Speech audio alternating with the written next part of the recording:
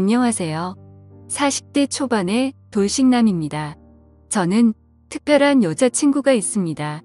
친구에게도 말 못할 비밀스러운 연애를 하고 있습니다. 익명의 힘을 빌려 이렇게나마 자랑하고 싶어서 이렇게 사연을 보냅니다. 저는 20대 후반에 결혼을 하고 30대 초반에 이혼을 했습니다. 전처와는 장기간 연애를 했고 그래서 결혼 생활이 순탄할 줄 알았습니다. 하지만 연애는 상상이었고 결혼은 현실이었습니다. 연애 때는 몰랐던 것들이 결혼 생활하면서 하나 둘씩 보이고 아무것도 아닌 거에 부딪히기 시작했습니다. 용변 후 변기 뚜껑 처리 문제, 치약자는 문제 등 매사에 트러블이 많았습니다. 물론 부부끼리는 조금씩 양보를 하면서 고쳐야 하는 게 맞다고 생각합니다. 하지만 전처는 항상 본인 위주로 해주기를 바랬습니다. 게다가 고부간의 갈등과 이러저러한 갈등으로 인해서 둘 사이는 점점 안 좋아졌고 나중에 전처는 바람까지 피우다가 들켰습니다. 어차피 결혼 유지 기간도 얼마 되지 않았고 돈도 그렇게 많이 없었기 때문에 협의 이혼을 하려고 했습니다. 하지만 전처는 한 푼이라도 더 받아내려고 소송을 걸었고 그것 때문에 2년에 가까운 시간을 정말 힘들게 보냈습니다. 그래서 결혼에 대해서 정말 부정적이게 되었고 지금도 평생 다시는 결혼을 하지 않을 생각입니다. 이혼을 하고 처음에는 여자를 만나는 것도 싫었습니다. 그렇게 오래 사귄 전처랑도 트러블이 잦았던 것에 대한 스트레스도 있었고 전처와 오랜 기간 사귀면서 다른 여자를 만나지 않다 보니 처음부터 다시 시작해야 하는 것에 대한 두려움도 있었습니다. 처음에는 정말 몇 년 만에 혼자라는 게 좋아서 혼자 하고 싶었던 걸 다 하면서 시간을 보냈습니다. 여자 생각이 날 때는 혼자서 위로를 하거나 돈으로 여자를 안았습니다. 하지만 어느 순간부터 그런 삶의 현타가 왔고 연애는 해야겠다고 생각했습니다. 제 나이가 아직 젊어서 풀지 못하다 보니 스트레스가 쌓여 망갔습니다.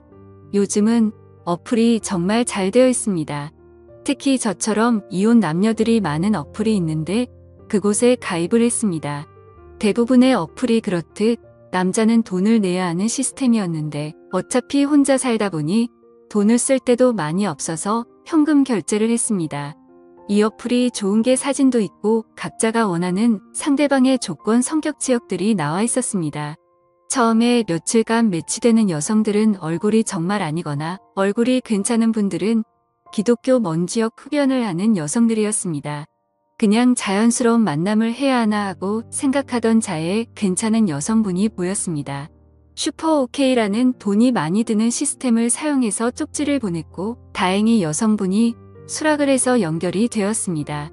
며칠간 연락을 주고받다 시간을 정해서 만났습니다. 사진에는 정말 예쁘게 보였었습니다. 단아한 얼굴에 조신해 보이는 모습이었습니다.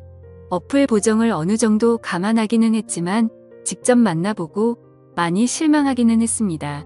사진이랑 너무나도 달랐습니다. 대화를 나눠보는데 대화 자체는 나쁘지 않았습니다. 그렇게 마음에 들지는 않았지만 애프터를 했고 그렇게 사귀기로 했습니다. 같이 데이트도 하고 여행도 하고 안기도 하면서 즐거운 나날을 보냈습니다. 궁합이 썩 잘 맞지는 않았지만 그래도 돈 주고 하는 것보다는 낫습니다. 그녀는 아들이 하나 있었고 육아를 하고 있었기 때문에 시간이 잘 나지는 않았습니다. 전 남편이 아들을 데리고 갈 때만 시간이 돼서 만날 수 있었습니다. 보통 2주에 한 번 데리고 갔는데 저는 2주 동안 참은 걸 한 번에 다 풀어야 했습니다. 그러다 보니 언젠가부터 자신을 파트너로만 생각하냐며 짜증을 내기 시작했습니다. 남녀 사이에 앉는 건 기본이라고 생각하는데 그녀는 밖에서 데이트를 더 원했습니다. 저도 밖에서 데이트를 하기도 했지만 그래도 만났을 때 몇 번이라도 더 안기를 바랬는데 그녀는 제가 그녀를 안기 위해서 만나는 걸로 받아들였습니다. 그렇다고 해서 제가 여자를 잘 안지 못하거나 능력이 없는 건 아닙니다. 그녀도 막상 안기면 정말 울부짖으면서 좋아합니다. 그러면서도 안기는 것에 또 회의적이니 저도 점점 지쳐가고 있었습니다. 저에게는 친한 친구가 집 근처에 살고 있습니다. 그래서 자주 그 친구랑 술도 먹고 그 친구네 놀러 가기도 했습니다. 그 친구 재수 씨는 나이도 어리고 정말 예뻤습니다. 친구 아내는 우보다 7살이나 어렸습니다. 게다가 성격도 애교 많고 싹싹해서 그 친구네 집에 갈 때는 항상 재수 씨가 좋아하는 음식을 사서 갔습니다. 친구 결혼식 때 얼핏 뵙기는 했는데 친구 장모님은 정말 미인이십니다. 나이도 많이 젊어서 저랑 몇 살 차이 나 보이지 않았습니다. 나중에 알고 보니 재수 씨 아버님이 재수 씨 어렸을 때 재혼을 한 것이었습니다. 친엄마랑 다름없이 재수 씨를 키웠다고 했습니다. 그래서 친구 장모님은 친구 아내보다 21살밖에 많지 않았고 우리보다 14살밖에 많지 않았습니다. 하지만 피부도 좋고 얼굴도 예쁘고 몸도 날씬하고 잘 꾸며서 그런지 저랑 5살 정도밖에 차이 나 보이지 않았습니다. 결혼 초부터도 친구는 신혼집에 가끔 가기는 했습니다. 친구가 결혼한 후 1년 정도 후에 친구 장인어른이 갑자기 돌아가셨습니다. 친한 친구이기에 장례식장에 가기도 했고 발인날에 음구도 도와주고 친구를 위해서 정말 최선을 다했습니다. 장례가 끝나고 몇 주 후에 친구에게 연락이 와서 밥을 먹기로 했습니다. 장례식 때 도와준 걸 자신의 장모님이 너무 고맙게 생각해서 친구 집에서 밥 한 끼 먹자고 하셨다고 했습니다. 장소는 비록 친구 집이었지만 친구 장모님이 손수 음식을 해주셨습니다. 나이는 저보다 그렇게 많지는 않지만 그래도 오랜 기간 주부로 지내셔서 그런지 정말 음식 솜씨가 뛰어나셨습니다. 결혼식 때 잠깐 뵙고 장례식장에서 초췌한 모습만 봤는데 그날 친구 장모님을 보니 정말 뛰어난 외모를 가지고 있으셨습니다. 친구 아내도 예뻤지만 친구 장모님은 정말 아름다우셨습니다. 사위 친구니 저를 사위처럼 대해주시기는 했지만 저는 약간 여자로 느껴지기도 했습니다. 친구는 예쁜 아내도 있고 젊고 아름다운 장모님도 있다는 게 부러웠습니다. 그렇게 좋은 시간을 가지고 몇 년 지났을 때였습니다. 친구는 그 사이 아들을 낳았는데 아들이 돌이 지나자 재수 씨가 복직을 해야 해서 장모님이 집에 와서 봐주신다 했습니다. 친구 아들이 너무 어릴 때는 한 번도 찾아가지 못했지만 돌잔치를 기점으로 친구도 시간이 많아져서 종종 밖에서 보기도 했고 2차로 친구네 집에 가기도 했습니다. 물론 아이가 아직 어리니 조심스럽기는 했는데 재수 씨도 저를 좋게 보고 있었고 친구 장모님도 저를 좋게 보고 있었습니다. 항상 갈 때는 재수 씨와 장모님이 좋아하시는 음식도 사가지고 가거나 배달을 시켜주었고 아직 어리지만 조카 용돈이나 선물도 가지고 갔기 때문에 너무나도 환대해졌습니다. 처음에는 아무래도 사위 친구다 보니 어색한지 장모님은 방에 들어가셨습니다. 하지만 시간이 지나자 같이 술 한 잔씩 하기 시작했습니다. 장모님도 술을 좋아하시는데 손자 때문에 많이는 안 드셨지만 그래도 맥주 몇 잔씩 드시며 좋아하셨습니다. 그러면서 제 결혼 생활이나 연애에 대해서도 물어보시며 혼자 사는 것에 대해 진심으로 걱정을 해주셨습니다. 어느 순간 친구를 통해서 반찬도 보내주시고 더 자주 초대해 주셔서 저녁을 대접해주기도 했습니다. 그럴수록 친구 장모님이 너무나도 괜찮아 보였고 얼굴을 자주 봐서 그런지 정이 들기 시작했습니다. 여자친구와 트러블이 많고 스트레스를 받을 때 장모님은 너그럽고 인자한 성격으로 저의 스트레스를 보듬어 주셨고 그럴수록 점점 친구 장모님이 좋아지기 시작했습니다. 집이라서 편하게 입고 화장도 많이 하지 않은 얼굴이었지만 그래도 너무 예뻐 보였습니다. 여자친구 외모와는 비교가 되었습니다. 그럴수록 틈만 나면 친구에게 연락해서 친구네 집에 놀러갔고 그러다 보니 더 자주 보면서 친해지게 되었습니다. 여자친구와는 결국에는 헤어졌습니다. 어차피 앉는 것도 눈치 보면서 안아야 하는데 데이트 비용은 또 제가 거의 다 내야 했기 때문에 돈을 써서 젊고 예쁜 여자를 만나는 게 더 낫다는 생각이 들었습니다. 그리고 마음에 친구 장모님이 한번 자리 잡고 나니 여자친구가 마음에 들지 않았습니다. 친구 장모님을 따로 만날 기회가 없었고 항상 친구나 재수 씨와 함께 봤기 때문에 제 마음을 표현하기는 힘들었습니다.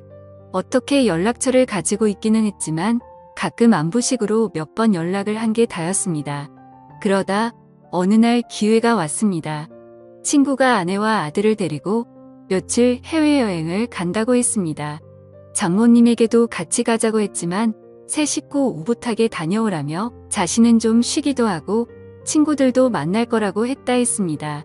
저는 그게 기회라고 생각해서 따로 친구 장모님을 만나기로 했습니다. 친구가 여행을 간다고 한 날 연락을 했습니다. 친구 여행 가서 혼자 계시느라 심심하지 않으시냐.